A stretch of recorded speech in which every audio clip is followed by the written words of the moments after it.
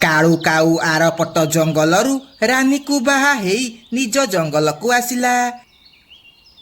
ଜଙ୍ଗଲର ସବୁ ପକ୍ଷୀ ତାର ଭଲ ଭାବରେ ସ୍ୱାଗତ କଲେ। ରାନୀ, ଏଇଟା ହେଉଛି ଆମ ଘର, ଆଜିଠୁ ଆମେ ଏଇଠି ରହିବା। କାଳୁ, ତମ ଘର ତ ବହୁତ ସୁନ୍ଦର, ମୁଁ ଏ ଘରକୁ ଆହୁରି ସୁନ୍ଦର କରିକି ରଖିବି। ତାପରେ ସେମାନେ ଦୁଇଜଣ ଘର ଭିତରକୁ ଚାଲିଗଲେ। କିଛି ସମୟ ପରେ ମିନୁ ଚଢ଼େଇ ତାଙ୍କ ଘରକୁ ଆସିଲା। ଆରେ, ଆମ ଭାଉଜ ତ ବହୁତ ସୁନ୍ଦର। କାଳୁ, ଭାଉଜକୁ ଜମାରୁ ହଇରାଣ କରିବୁନି। ନାଇଁ ମିନୁ, ମୁଁ ରାନୀକୁ କେବେ ବି ହଇରାଣ କରିବିନି, ତାକୁ ମୁଁ ରାଣୀ କରିକି ରଖିବି। ଆରେ କାଳୁ, ମୁଁ ତତେ ଗୋଟେ କଥା ମନେ ପକେଇ ଦେବାକୁ ଆସିଛି। ତୋ ଘର ସାମ୍ନାରେ ଯୋଉ ବଡ଼ ବରଗଛ ଅଛି, ସେଠିକି ରାତିକି କେହି ବି ଯିବନି, ସେଠି ଗୋଟିଏ ଆତ୍ମା ରହୁଛି। ଆରେ ମିନୁ, ତୁ କାହିଁ ସେ ବେକାର କଥା କହୁଛୁ? ଆଜିକାଲି ଦୁନିଆରେ ଭୂତ ଡାହାଣୀ କୁଆଡ଼େ ଆସିବେ? ଆରେ, ତୁ ତ ବାହାରେ ରହୁଥିଲୁ, ଏବେ ଗାଁକୁ ଆସିଛୁ। ଗାଁର ପକ୍ଷୀମାନେ କଥା ହେଉଥିଲେ ରାତିରେ ସେ ଗଛ ମୂଳେ କାହାର କାନ୍ଦିବାର ଶବ୍ଦ ଶୁଭାଯାଉଛି। ସେଥିପାଇଁ କହୁଛି ରାତିରେ ସେଠିକି ଯିବନି। ହଉ ଠିକ ଅଛି, ଆମେ କେହି ବି ଯିବୁନି। ମିନୁ ଏମିତି କଥା ହେଇ ନିଜ ଘରକୁ ଚାଲିଗଲା। ସେଦିନ ରାତିରେ ରାନୀ କାଳୁ ପାଇଁ ଭଲ ଭଲ ଖାଇବା କରିଥିଲା। ସେମାନେ ମନ ଖୁସିରେ ଖାଇବା ଖାଇ ଶୋଇ ପଡ଼ିଲେ। ରାତିରେ ହଠାତ୍ କାହାର କାନ୍ଦିବାର ଶବ୍ଦ ଶୁଭାଗଲା। ରାନୀର ନିଦ ଭାଙ୍ଗିଗଲା। ଆରେ, ଏତେ ରାତିରେ ଏ କାନ୍ଦିବା ଶବ୍ଦ କୋଉଠୁ ଆସୁଛି? କିଏ ଏମିତି କାନ୍ଦୁଛି? କାଳୁ, କାଳୁ, ଉଠିଲ କାଳୁ। କାଳୁକୁ ଜୋରେ ନିଦ ହେଇଥିଲା, ସେ ଉଠିଲା ନାହିଁ। ଯାଉଛି ବାହାରକୁ ଯାଇ ଦେଖିବି କିଏ କାନ୍ଦୁଛି। ଏହା କହି ରାନୀ କବାଟ ଖୋଲି ଘର ବାହାରକୁ ଗଲା। ସେ ସେହି କାନ୍ଦିବା ଶବ୍ଦର ପିଛା କରି କରି ସେ ଗଛ ପାଖରେ ପହଞ୍ଚିଲା। କିଏ କିଏ ଏଠି କାନ୍ଦୁଛ? ବାହାରକୁ ଆସ, ମୋ ସାମ୍ନାକୁ ଆସ। ହଠାତ୍ ଜୋରେ ଜୋରେ ପବନ ହେବାକୁ ଲାଗିଲା। ଆଉ ଗୋଟେ କଳା ଛାଇ ଆସି ରାନୀ ଦେହରେ ପଶିଗଲା। ରାନୀ ଆଖି ନାଲି ହେଇଗଲା। ତାପରେ ସେ ବଣ୍ଟି ପାରା ଘର ଆଡ଼େ ଗଲା। ଆଉ ବଣ୍ଟିର କୁକୁଡ଼ା ଘରୁ ଗୋଟେ କୁକୁଡ଼ା ଆଣି ତାକୁ ମାରି ଖାଇବାକୁ ଲାଗିଲା। ଆରେ ରାନୀ, ରାତିରେ ମୋତେ ଡାକୁଥିଲ କି? ନା ତ, ମୁଁ କାହିଁକି ଡାକିବି? ସେତିକି ବେଳେ ବଣ୍ଟିର ଜୋରେ ଜୋରେ ଗହଳି ଶୁଭିଲା। ଆରେ ଭାଇ ମାନେ ଦେଖ, ମୋ କୁକୁଡ଼ା ଘରେ ଗୋଟେ କୁକୁଡ଼ା ଥିଲା, ସେ କୁକୁଡ଼ାକୁ କିଏ ନେଇ ଖାଇ ଦେଇଛି। ଦେଖ, ଖାଇକି ପର ପଡ଼ିଛି। ଲାଗୁଛି କୋଉ ଜଙ୍ଗଲୀ ପଶୁ ଆସିକି ଖାଇ ଦେଇଥିବ। ନା, ଆଜି ରାତିରେ ମୁଁ ଜଗିକି ବସିବି। ଯିଏ ମୋ କୁକୁଡ଼ା ଦେହରେ ହାତ ମାରିବ, ତା ହାତ ଭାଙ୍ଗିଦେବି। ଏହା କହି ସମସ୍ତେ ନିଜ ନିଜ ଘରକୁ ଚାଲିଗଲେ। ରାନୀ କିଛି ଦୂରରେ ଠିଆ ହେଇ ହସୁଥିଲା। ଏମିତି ସେ ଦିନ ବିତି ରାତି ହେଲା। ରାତି ଯେମିତି ଅଧିକ ହେଲା, ରାନୀ ପୁଣି ଥରେ ବାହାରକୁ ଯିବାକୁ ଲାଗିଲା। ସେତିକି ବେଳେ ହଠାତ୍ କାଳୁର ନିଦ ଭାଙ୍ଗିଗଲା। ଆରେ, ଏ ରାନୀ ଏତେ ରାତିରେ କୁଆଡ଼େ ଗଲା? ଆଉ କବାଟ ବି ଖୋଲା ଅଛି। ଏହା କହି ସେ ବାହାରକୁ ଗଲା। ସେ ଦେଖିଲା ରାନୀ ମିଟୁ ଘର ଆଡ଼େ ଯାଉଛି। ସେ ବି ଲୁଚି ଲୁଚି ତା ପିଛା କରିବାକୁ ଲାଗିଲା। ରାନୀ ଯେମିତି ମିଟୁ ଘର ବାହାରେ ଥିବା ଛେଳିକୁ ମାରିବାକୁ ଯାଇଛି। ରାନୀ, ତମେ ଏଠି କ'ଣ କରୁଛ? କୁହ, ଏଠି କ'ଣ କରୁଛ? ରାନୀ କିଛି ବି ଉତ୍ତର ଦେଲା ନାହିଁ। ତମେ ଏତେ ରାତିରେ ଘର ବାହାରକୁ କ'ଣ ପାଇଁ ଆସିଛ? ଏହା ଶୁଣି ରାନୀ ଜୋରେ ଜୋରେ ଦୌଡ଼ିବାକୁ ଲାଗିଲା। କାଳୁ ବି ତା ପଛେ ପଛେ ଦୌଡ଼ିଲା। ରାନୀ ସିଧା ସେ ଗଛରେ ଚଢ଼ିଗଲା, ଆଉ ସେଠାରୁ ଅଦୃଶ୍ୟ ହେଇଗଲା। ରାନୀ, ରାନୀ, ତମେ କୁଆଡ଼େ ଗଲ? କୁଆଡ଼େ ଗଲ ତମେ? କାଳୁର ଗହଳି ଶୁଣି ସବୁ ପକ୍ଷୀ ବାହାରକୁ ଆସିଲେ। କ'ଣ ହେଲା କାଳୁ, ଏତେ ଜୋରେ ଗହଳି କାହିଁକି କରୁଛୁ? ତୁ ଏତେ ରାତିରେ ଗଛ ତଳେ କ'ଣ କରୁଛୁ? ମୋ ରାନୀର କ'ଣ ହେଇଛି କେଜାଣି? ସେ ଏବେ ଅଜବ ବ୍ୟବହାର କରୁଛି। ରାତିରେ ମନ ଇଚ୍ଛା ବାହାରକୁ ଯାଉଛି। ଆଜି ସେ ମିଟୁର ଛେଳିକୁ ମାରିବାକୁ ଯାଉଥିଲା। ମୁଁ ପାଟି କରିବାରୁ ସେ ସିଧା ଆସି ଏ ଗଛ ଉପରେ ଚଢ଼ିଗଲା, ଆଉ କୁଆଡ଼େ ଗାୟବ ହେଇଗଲା। ଆରେ, ଇଏ ତୁ କ'ଣ କହୁଛୁ? ମତେ ଲାଗୁଛି ଏଇ ଗଛରେ ଥିବା ସେ ଆତ୍ମା ତା ଦେହରେ ପଶି ଯାଇଛି ଆଉ ସେ ରାନୀ ଦ୍ୱାରା ଏମିତି କାମ କରଉଛି। ରୁହ, ମୁଁ ରଘୁତାନ୍ତ୍ରିକକୁ ଡାକିକି ଆଣୁଛି। ଏହା କହି ବଣ୍ଟି ରଘୁତାନ୍ତ୍ରିକକୁ ଡାକିବାକୁ ଗଲା ଆଉ ତାକୁ ସେଠାକୁ ଆଣିକି ଆସିଲା। ତମେ ମାନେ ବ୍ୟସ୍ତ ହୁଅନି, ମୁଁ ସେ ଡାହାଣୀକୁ ଭଲ ମଜା ଶିଖେଇବି। ଏହା କହି ତାନ୍ତ୍ରିକ ମନ୍ତ୍ର ପଢ଼ିବାକୁ ଲାଗିଲା। ରାନୀ ଗଛରୁ ତଳକୁ ଡେଇଁ ପଡ଼େ। ଏ ତାନ୍ତ୍ରିକ, ତୁ ଏଠୁ ଚାଲିଯା, ନହେଲେ ତୋ ଅବସ୍ଥା ମୁଁ ଖରାପ କରିଦେବି। ହେ ଦୁଷ୍ଟ ଆତ୍ମା, ତୁ କ'ଣ ପାଇଁ ସେ ନିରୀହ ପକ୍ଷୀ ଦେହରେ ପଶିଛୁ? ଛାଡ଼ିଦେ ତାକୁ, ଆଉ ଏଠୁ ଚାଲିଯା, ନହେଲେ ମୁଁ ତତେ ଭସ୍ମ କରିଦେବି। ତୁ ମୋର କିଛି ବି କରିପାରିବୁନି ତାନ୍ତ୍ରିକ। ଆଚ୍ଛା, ଇଏ ନେ। ଏହା କହି ତାନ୍ତ୍ରିକ ସେ ଆତ୍ମା ଉପରେ ଗଙ୍ଗା ଜଳ ପକେଇ ଦିଅନ୍ତି। ଗଙ୍ଗା ଜଳ ପଡୁ ପଡୁ ସେ ଆତ୍ମା ରାନୀ ଦେହରୁ ବାହାରକୁ ଆସେ ହେରି। ଇଏ ତୁ କିଛି ଠିକ କଲୁନି, ମୋ ଉପରେ ଗଙ୍ଗା ଜଳ ପକେଇକି କିଛି ବି ଠିକ କଲୁନି। ଏହା କହି ସେ ଅଦୃଶ୍ୟ ହେଇଗଲା। ସାଙ୍ଗେ ସାଙ୍ଗେ ତାନ୍ତ୍ରିକ ଯାଇ ସେ ଗଛ ଚାରିପଟେ ପବିତ୍ର ସୂତା ବାନ୍ଧିଦେଲା।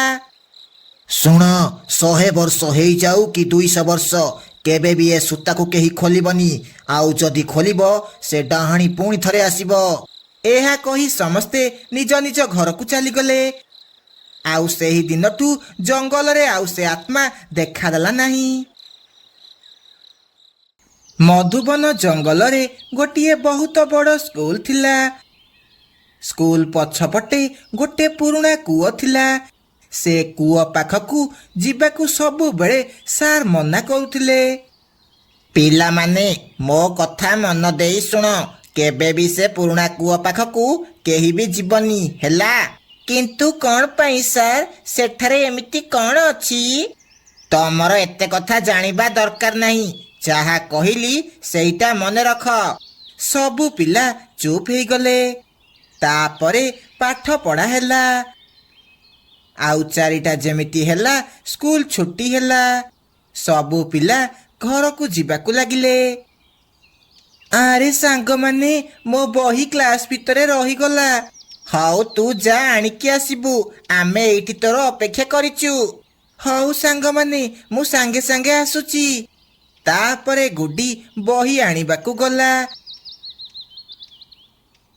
ସେ କ୍ଲାସରୁ ବହି ନେଇ ଫେରୁଥିବା ବେଳେ ହଠାତ୍ ତାକୁ କାହାର ସ୍ୱର ଶୁଭାଗଲା।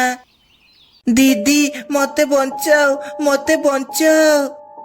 ଗୁଡି ଇଆଡେ ସିଆଡେ ଦେଖିଲା, କିନ୍ତୁ ସେଠି କେହି ବି ନଥିଲେ। ଦିଦି, ମୁଁ ଏ କୂଅ ଭିତରେ ଫସି ଯାଇଛି, ମତେ ବଞ୍ଚାଅ, ମତେ ବଞ୍ଚାଅ। ଆରେ, କିଏ ବୋଧେ କୂଅ ଭିତରେ ପଡି ଯାଇଛି। ହେଲେ ସାର୍ ତ ମନା କରିଥିଲେ ସେ କୂଅ ପାଖକୁ ଯିବନି ବୋଲି। ନା, ମତେ ତାକୁ ବଞ୍ଚେଇବାକୁ ପଡିବ। ଏହା କହି ଗୁଡି ଧୀରେ ଧୀରେ ସେ କୂଅ ପାଖକୁ ଗଲା ଆଉ ତା ଭିତରକୁ ଦେଖିଲା, କିନ୍ତୁ ସେଠି କେହି ବି ନଥିଲେ। ତା ଭିତର ପୁରା କଳା ଅନ୍ଧାର ଥିଲା। ଆରେ, ଏଠି ତ କେହି ବି ନାହାନ୍ତି, ତାହେଲେ ଡାକୁଥିଲା କିଏ? ହଠାତ୍ ଗୋଟିଏ ଲମ୍ବା ହାତ ଭିତରୁ ବାହାରିଲା ଆଉ ଗୁଡିକୁ ଟାଣି ସେ କୂଅ ଭିତରକୁ ନେଇଗଲା। ବଞ୍ଚାଅ, ବଞ୍ଚାଅ, କିଏ କୋଉଠି ଅଛ, ବଞ୍ଚାଅ। ଟିକି ଆଉ ଜଗୁ ସ୍କୁଲ ଗେଟ୍ ପାଖରେ ତାର ଅପେକ୍ଷା କରିଥିଲେ। ଆରେ, ଏ ଗୁଡି କୁଆଡେ ଗଲା? ଏତେ ସମୟ ହେଲା ଆସିନି କ'ଣ? ଚାଲେ ଦେଖିକି ଆସିବା। ସେମାନେ 2 ଜଣ କ୍ଲାସ ଭିତରକୁ ଯାଇ ଦେଖିଲେ ସେଠି ଗୁଡି ନଥିଲା ଆଉ ତା ବହି ବି ନଥିଲା। ସେମାନେ ତାପରେ ସାହସ କରି ସ୍କୁଲ ପଛପଟକୁ ଗଲେ। ସେ ଦେଖିଲେ କୂଅ ପାଖରେ ଗୁଡିର ବ୍ୟାଗ ପଡିଛି। ଆରେ, ଏଇଟା ତ ଗୁଡିର ବ୍ୟାଗ, ଏଠି କେମିତି ଆସିଲା? ସେ ଆଉ କୂଅ ଭିତରେ ପଡି ଯାଇନିଟି। ସେତିକି ବେଳେ ସ୍କୁଲର ପିଅନ ନବ ସେଠାକୁ ଆସିଲା। ପିଲାମାନେ, ତମେ ଏଠି କ'ଣ କରୁଛ? ଘରକୁ ଯାଇନ? କାକା, ଗୁଡି କ୍ଲାସକୁ ବହି ନେବାକୁ ଆସିଥିଲା, କିନ୍ତୁ ଆମେ ଯାଇ କ୍ଲାସ ଭିତରେ ଦେଖିଲୁ ସେ ସେଠି ନଥିଲା। ତା ବ୍ୟାଗ ଏଇ କୂଅ ପାଖରେ ପଡିଥିଲା। ତମେ ସବୁ ଯାଅ, ଏବେ ସ୍କୁଲ ବନ୍ଦ ହେବାର ସମୟ ହେଲାଣି। ହେଲେ ଗୁଡି କୁଆଡେ ଗଲା? ସେ ଘରକୁ ପଳେଇବଣି, ତମେ ସବୁ ଏବେ ଯାଅ। ତାପରେ ଜଗୁ ଆଉ ଟିକି ସେଠାରୁ ଯିବାକୁ ଲାଗିଲେ। ଟିକି ମତେ କିଛି ଠିକ ଲାଗୁନି। ଗୁଡି ବୋଧେ ସେ କୂଅ ଭିତରେ ପଡି ଯାଇଛି। ଆମକୁ ତାକୁ ବଞ୍ଚେଇବାକୁ ପଡିବ। ହଉ ତାହେଲେ ଆମେ ଟିକେ ଅପେକ୍ଷା କରିବା। ନବ କାକା ଗଲା ପରେ ଆମେ ସେ କୂଅ ପାଖକୁ ଯିବା। ସେମାନେ ସେ ଗଛ ମୂଳେ ଲୁଚିକି ରହିଲେ। ନବ ପିଅନ ସେଠାରୁ ଗଲା ପରେ ସେମାନେ ପୁଣି ଥରେ ସେ କୂଅ ପାଖକୁ ଗଲେ। ଜଗୁ ସେ କୂଅ ଭିତରକୁ ଅନେଇଲା। ସେ ଦେଖିଲା ଭିତର ପୁରା ଅନ୍ଧାର ହେଇଛି। ଆଉ ସେ କୂଅ କାନ୍ଥରେ ଗୋଟେ ଲୁହାର ସିଡି ହେଇଛି। ଟିକି ଦେଖେ, ୟା ଭିତରେ ଗୋଟେ ସିଡି ଅଛି। ଚାଲେ ଆମେ ଭିତରକୁ ଯିବା। ଗୁଡି ଲାଗୁଛି ୟା ଭିତରେ ଥିବ। ଆରେ ୟା ଭିତରକୁ ଯିବା କଣ ଠିକ ହେବ? ଯଦି କିଛି ଅସୁବିଧା ହେବ ଆମେ ଗୁଡିକୁ ଛାଡି ଯାଇପାରିବାନି। ଆମକୁ ତାକୁ ବଞ୍ଚେଇବାକୁ ପଡିବ। ସେମାନେ ସାହସ କରି ସେ ସିଡି ଦ୍ୱାରା ଭିତରକୁ ଯିବାକୁ ଲାଗିଲେ। ସେ କିଛି ବାଟ ଗଲା ପରେ ଗୋଟେ ଭଙ୍ଗା ଘରେ ଯାଇ ପହଞ୍ଚିଲେ। ସେମାନେ ଦେଖିଲେ ଗୁଡି ଗୋଟେ ପିଞ୍ଜରା ଭିତରେ ବନ୍ଦୀ ଅଛି। ଟିକି, ଜଗୁ, ତମେ ଆସିଗଲ। ମତେ ବଞ୍ଚାଅ, ମତେ ବଞ୍ଚାଅ, ନହେଲେ ସେ ମତେ ମାରିଦେବ। ଆରେ କିଏ ମାରିଦେବ? ତମ ମାନଙ୍କୁ ମୋ ଘରକୁ ସ୍ୱାଗତ ପିଲାମାନେ। ଏହା କହି ଗୋଟେ ଡାହାଣୀ ସେଠାରେ ପ୍ରକଟ ହୁଏ। ସେ ଡାହାଣୀ ଧଳା ରଙ୍ଗର ଶାଢୀ ପିନ୍ଧିଥିଲା। ଆଉ ତା ମୁହଁ ବହୁତ ଭୟଙ୍କର ଦେଖାଯାଉଥିଲା। ଏହା ଦେଖି ଟିକି ଆଉ ଜଗୁ ବହୁତ ଡରିଗଲେ। ଭଲ ହେଲା, ମତେ ଆଉ କଷ୍ଟ କରିବାକୁ ପଡିଲାନି। ତମେ ମାନେ ନିଜେ ନିଜେ ମୋ ଜାଲରେ ଫସିଗଲ। ଏବେ ତମେ ଆଉ ଏଠୁ କେବେ ବି ଯାଇପାରିବନି। ଆମେ ସବୁ ଛୋଟ ଛୋଟ ପିଲା। ତୋର କଣ କରିଛୁ ଡାହାଣୀ? ତୁ ଆମକୁ ଛାଡ଼ିଦେ। ଛାଡ଼ିଦେବି? ଏତେ ସହଜରେ ଛାଡ଼ିଦେବି? ତମ ମାନଙ୍କୁ ମୁଁ ମୋର ଗୁଲାମ କରି ରଖିବି। ଆଉ ମୋର ଜାଦୁଇ ଶକ୍ତି ବଢେଇବି। ଏହା କହି ଡାହାଣୀ ସେମାନଙ୍କୁ ଧରିବାକୁ ହାତ ବଢେଇଲା। ସେତିକି ବେଳେ ଦୂରରୁ ଗୋଟେ ଟର୍ଚ୍ଚ ଲାଇଟ୍ ଡାହାଣୀ ଆଖି ଉପରେ ପଡେ। ପିଲାମାନେ ଜଲ୍ଦି ଜଲ୍ଦି ଗୁଡିକୁ ବାହାର କର, ଆଉ ଏଠାରୁ ଚାଲ। ଜଗୁ ଗୋଟେ ପଥର ଧରି ସେ ପିଞ୍ଜରାକୁ ଭାଙ୍ଗିଦେଲା। ତାପରେ ସେମାନେ 4 ଜଣ ସେଠାରୁ ଦୌଡ଼ିକି ଯିବାକୁ ଲାଗିଲେ।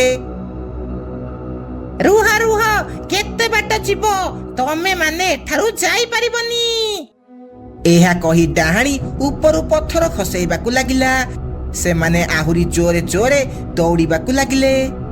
ପିଲାମାନେ ଆହୁରି ଜୋରେ ଜୋରେ ଦୌଡ଼। ସେମାନେ ବହୁତ କଷ୍ଟରେ ସେ କୂଅ ଭିତରୁ ବାହାରକୁ ଆସିଲେ ହେରି। ସେମାନେ ଯେମିତି ବାହାରକୁ ଆସିଛନ୍ତି, ପଥର ପଡ଼ି ସେ କୂଅ ପୁରା ଫୁଲ ହେଇଗଲା। ଆଉ ସେ କୂଅ ପୁରା ବନ୍ଦ ହେଇଗଲା। ଆଉ ସେହି ଦିନଠୁ ସେ କୂଅ ପାଖକୁ କେହି ବି ଗଲେ ନାହିଁ। ମୁଁ ପୁଣି ଥରେ ଫେରିବି।